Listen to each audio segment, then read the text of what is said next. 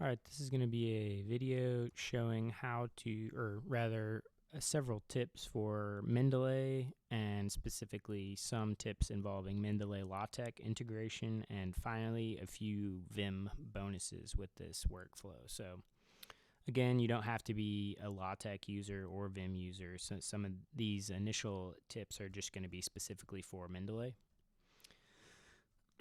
And so the first thing I wanted to talk about is tags versus folders.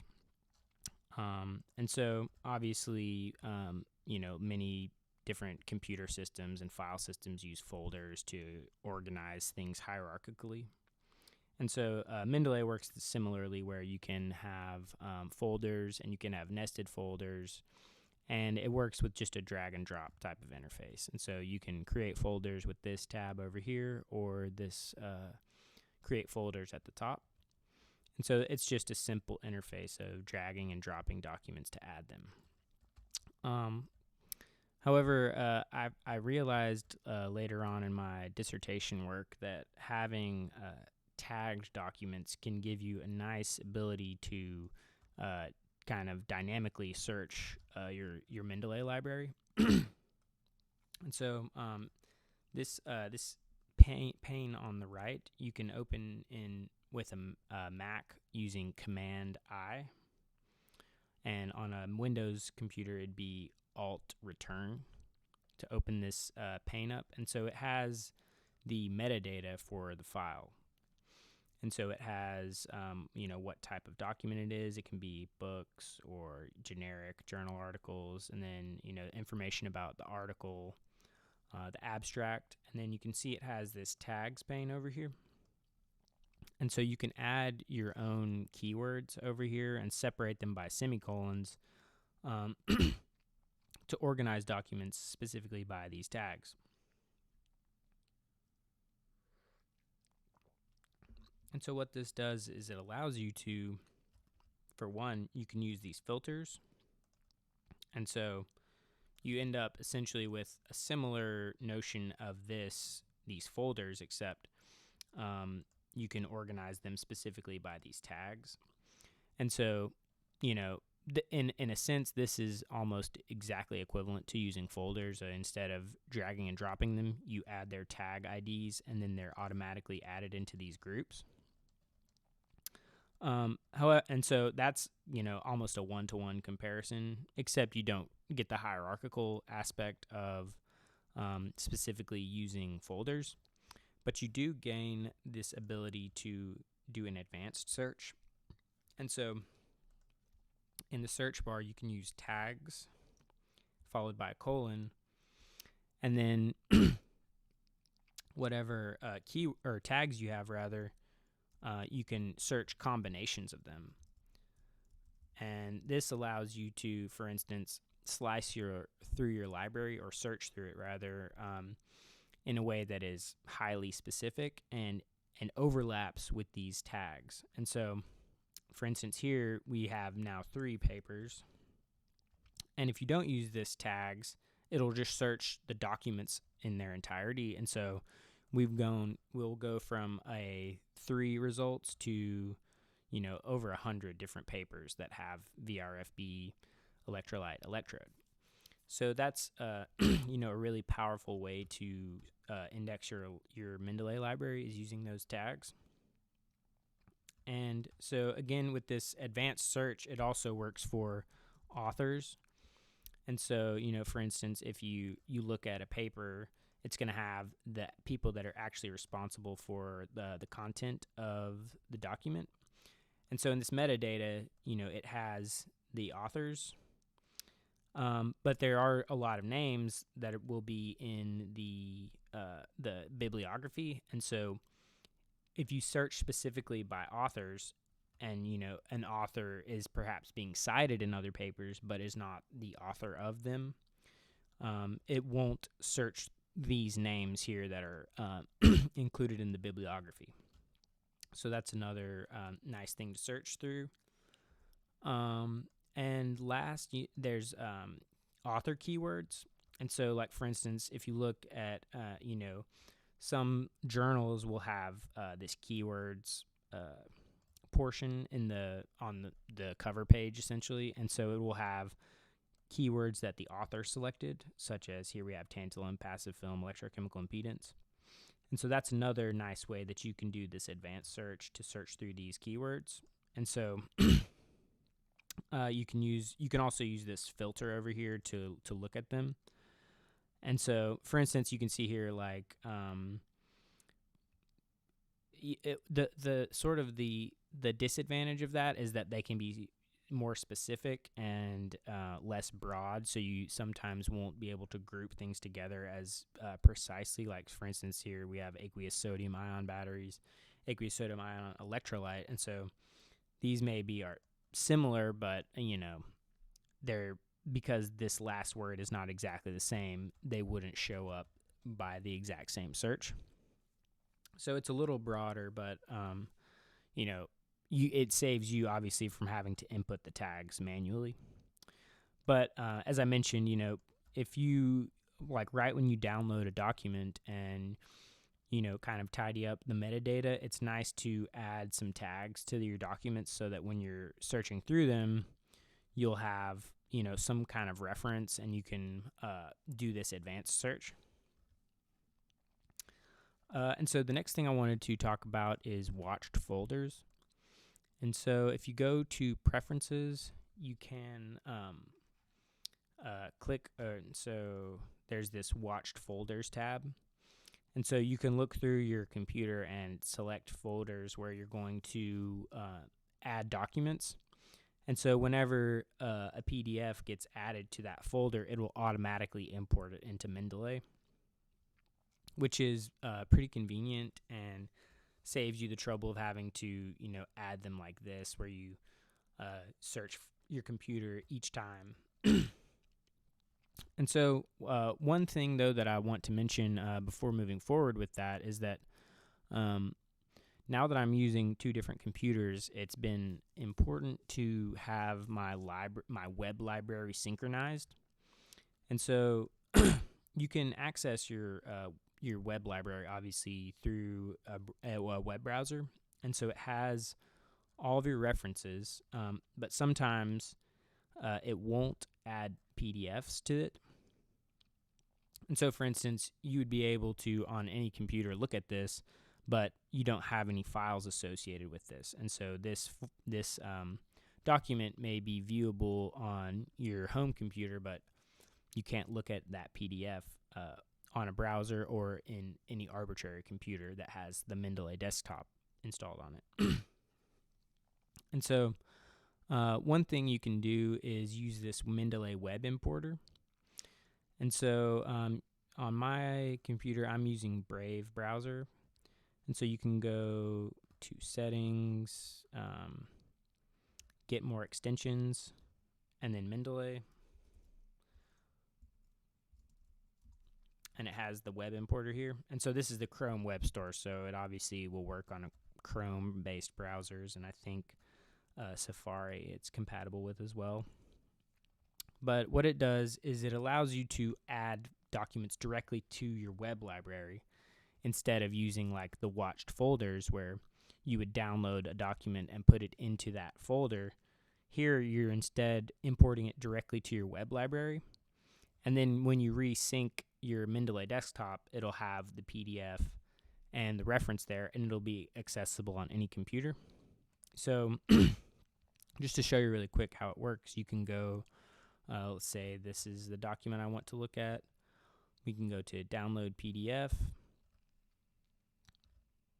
And then instead of hitting download right here, which would just download it to your local computer, you can use the web importer. And you obviously need to be logged into your Mendeley account. And then you can hit add, and it will add it to your web library.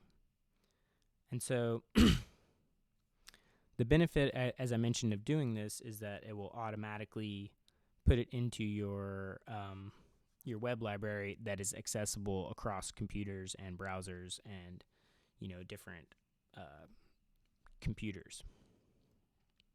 And so now we have it added. We can view it in the library. So this is just going to bring us back to that where I just was on this. So, if we look at added, the most recent document is this one. And so we have it here. And so now on this computer, we can just hit sync. And so now it will match this up. And so now you can see it has this download icon. And so if you double click on it, this document is now available on your desktop. And so again, the first thing I do when I would get a paper like this is look at the metadata. It's a little bit incomplete. And so it gives you this option to search. And so it usually does a good job of filling this out. It didn't exactly get the authors correctly. Or yeah, no, never mind. No, it did. And so it's able to add the author keywords. And so here I would have maybe VRFB, electrode, kinetics, things like that. And so right off the bat, you kind of know what this paper is about. And so that would be kind of, the workflow of getting a paper with the web importer.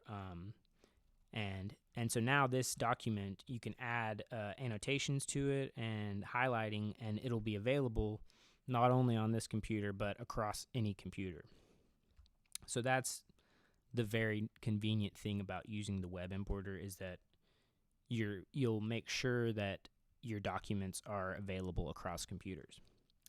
So another thing you can do if it doesn't get imported, and so sometimes the Mendeley web importer doesn't work correctly, and so you can manually add documents to your web library by, I'll show you the method that I use whenever, if you're not being careful about this, you can have a lot of documents that are not available. And so we can add this document right here, which I know is not added onto mine yet. And so this photoelectrochemical water splitting paper. And so I have this I have this document on my computer locally. And so you can right click on files and look where this document is.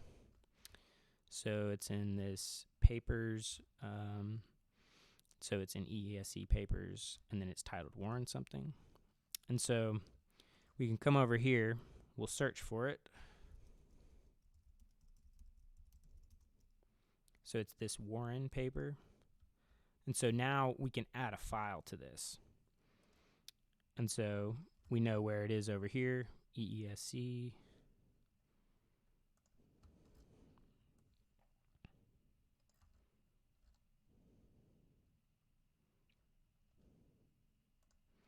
So this is the document, and we can just hit open. And so now it's added to your web library, and therefore available the same way that if you had imported it with the web importer, it's available. So that's the way that you can manually add documents to this and make them available across computers. And so next, just something I wanted to obviously point out is that to show you that it does work with the annotations. And so this document I've edited on my work computer, and so we can open it now. And so to be clear, because it had that icon there, it wasn't locally downloaded when I just clicked that, and now it is.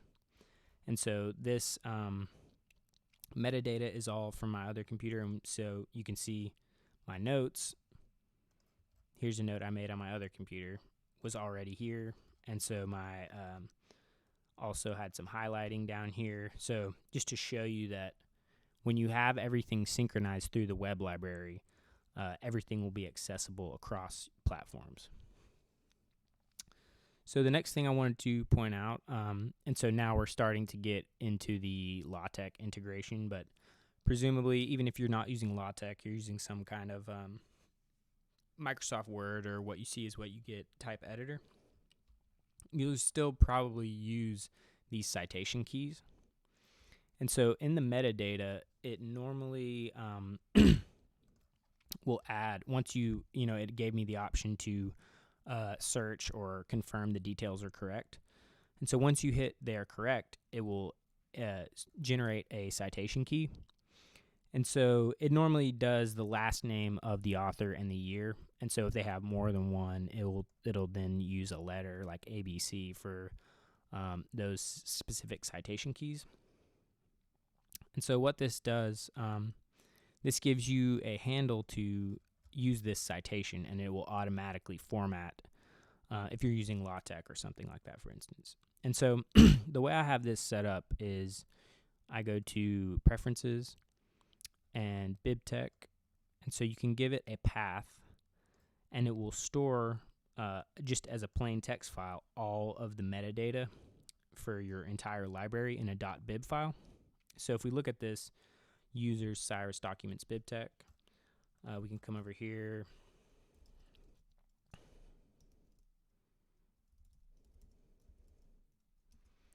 And so this document has 14,000 lines, and it's, again, this Owegian 2012. That's what we're looking at, or sorry, not that one. The one I just opened. So it's got Electrochemica Acta is the journal, and so it's stored in a plain text file here. And so it's got the author keywords, my tags, and so essentially what you can do is provide the path to this file to LaTeX, and it will be able to generate the citations with your metadata for any document in your library. And so this is this document right here that I've just been using as kind of a template here. We can look at how to I'll uncomment some stuff and add some arbitrary citations to it. And so again, right here, I've specified the bibliography path is user Cyrus documents BibTeX library. So this is how LaTeX, when it compiles with BibLaTeX, it knows the path towards where all of the information on these citations will be. And so we can now save it. And so now you can see it just added these citations to this document. And so again, these citation keys are consistent in Mendeley and LaTeX. So this is a unique key for citing this paper, and it will generate this this type of format whenever you compile it with BibLaTeX. And so this is obviously extremely convenient when you're writing your dissertation and trying to keep track of all the references. And so you can also get subsets of your Mendeley library if you want, but I've found that, because it's a text file and Mendeley updates it automatically when you change metadata, it's just really convenient to use the entire library whenever you're defining this bibliography path in a LaTeX document. And so the last couple things I wanted to go over are this Vim LaTeX plugin. And so I'm using it right here. And so now we're at the far end of this integration. And so now what we're doing has less to do specifically with Mendeley, but I just wanted to show you that you can. So this this plugin, I've installed it. It specifically with Vundle is the plugin manager that I use for Vim. And so what it does is it gives you some really nice features like this automatic text folding, and it gives you environment templates. But specifically, if you're looking at your citations, it's able to, because it knows your bibliography path, you can search through your documents by hitting, when you have empty curly brackets with a citation, you can hit F9. And then down here, it brings up your document that is your library. And so you can now search through, if you can't remember exactly some of this metadata, you can find it and then just hit enter, and it automatically will add that citation. And so now you can recompile it, and you see it just added citation number 4. So that's one of many extremely nice features about using this Vim LaTeX plugin. And so really quick to show you, if you're interested to install it, you can just go to your vimrc, and it is you can just type Vim or plugin Vim-LaTeX. This is specifically, to be clear, if you're using Vundle. This is how this is like the keyword to install it, and then obviously plugin install. And so if it isn't installed yet, it'll take it a moment to add it here, but then it's ready to go. And so it has, as I mentioned, a lot of really nice features, but this is kind of, I wanted this to be a little bit more focused on specifically citations and Mendeley. And so I think that's pretty much everything I wanted to go over on this.